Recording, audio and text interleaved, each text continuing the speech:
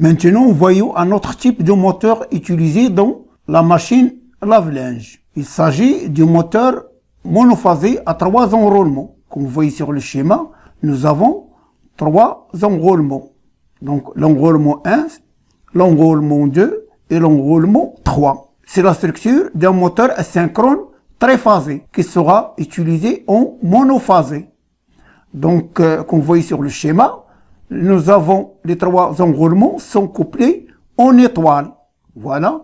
Donc ce point-là, le point commun, on dit qu'ils sont couplés en étoile. Donc de la phase 1 vers le point étoile, de la phase 2 vers le point étoile et de la phase 3 vers le point étoile. Donc ils ont ce point-là comme point commun. Là c'est le rotor. La seule différence, au lieu d'alimenter avec un système triphasé, c'est-à-dire 3 fils, 3 phases, on alimente seulement en monophasé. Donc c'est un moteur asynchrone triphasé qui sera utilisé en monophasé. Nous avons dit dans le cours précédent que le moteur asynchrone monophasé pose un problème de démarrage. Donc il faut utiliser des artifices qui permettent le démarrage du moteur.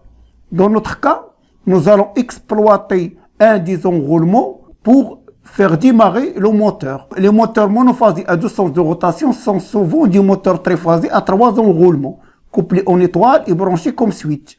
L'enroulement principal est constitué d'un enroulement fixe en série avec l'un ou l'autre des 2 enroulements restants. Donc il y a un enroulement qui est fixe. Le 3e enroulement est alimenté via un condensateur permanent qui permet le démarrage du moteur. Donc on voit sur le schéma, c'est un schéma explicatif de ce qu'on vient de dire.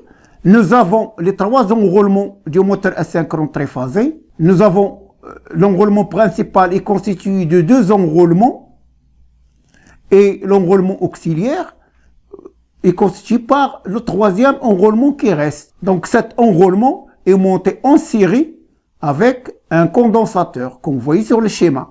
Donc vous voyez comment ça se passe. Donc nous avons de la phase vers l'enroulement principal et vers le condensateur.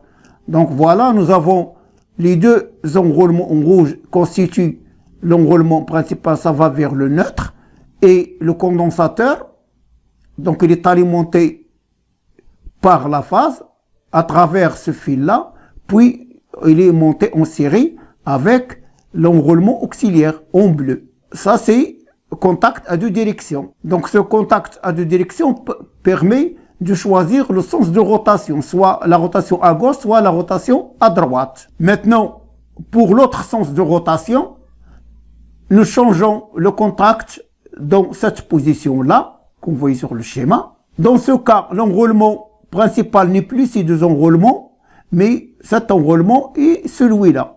Les 2, ils forment l'enroulement principal. Et l'enroulement auxiliaire, comme nous avons dit, est monté en série avec le condensateur et alimenté par la phase. Donc de la phase vers l'interrupteur, de l'interrupteur vers l'enroulement principal, puis vers le condensateur, du condensateur vers l'enroulement auxiliaire. Donc les 2 sont montés en série. Et comme ça, on assure le démarrage du moteur asynchrone monophasé. Maintenant, voyons un autre type de moteur. C'est le moteur monophasé à 2 vitesses. Donc là, voilà un type de moteur monophasé à 2 vitesses. Nous avons une petite vitesse PV. Pour cette vitesse, nous avons 16 pôles, ce qui donne une vitesse de 375 tours par minute pour le lavage. Donc la petite vitesse dont la machine à laver est utilisée pour le lavage. La grande vitesse de pôle, la vitesse de rotation, c'est 3000 tours par minute. Et il est utilisé pour l'essorage. Donc l'essorage se fait en grande vitesse. Donc lors du lavage, c'est-à-dire en petite vitesse, comme nous avons dit, le moteur devra tourner dans les 2 sens, ce qui n'est pas le cas en grande vitesse. À l'essorage, il tourne dans un même sens. Donc voilà notre moteur à 2 vitesses. Ça, c'est ce qu'on vient de voir. Ça permet d'obtenir les 2 sens de rotation. C'est pour le lavage. Donc le contact B, c'est pour le lavage. Le contact A, il permet de choisir soit le lavage, soit l'essorage. Donc le lavage, si on met le contact ici, A ici, et B, il permet de choisir un sens de rotation ou l'autre sens de rotation. Pour l'essorage, on passe directement du lavage. Le moteur est en train de tourner dans un sens donné. Supposons que dans ce sens-là, si on veut passer directement à l'essorage, on coupe B, on ouvre B, et simultanément on ferme A. Donc le moteur est déjà entraîné. Lorsqu'on ferme A, il continue à tourner dans le même sens, mais cette fois-ci à grande vitesse. Et comme ça, pour la grande vitesse, on n'a pas besoin d'un condensateur de démarrage. Donc ce moteur, ce sont deux moteurs asynchrones monophasés en un seul bloc. Un moteur pour la petite vitesse et un moteur pour la grande vitesse. Le moteur pour la petite vitesse a besoin d'un condensateur de démarrage, mais le moteur grande vitesse n'a pas besoin. On exploite la vitesse du moteur petite vitesse. On passe directement de la petite vitesse à la grande vitesse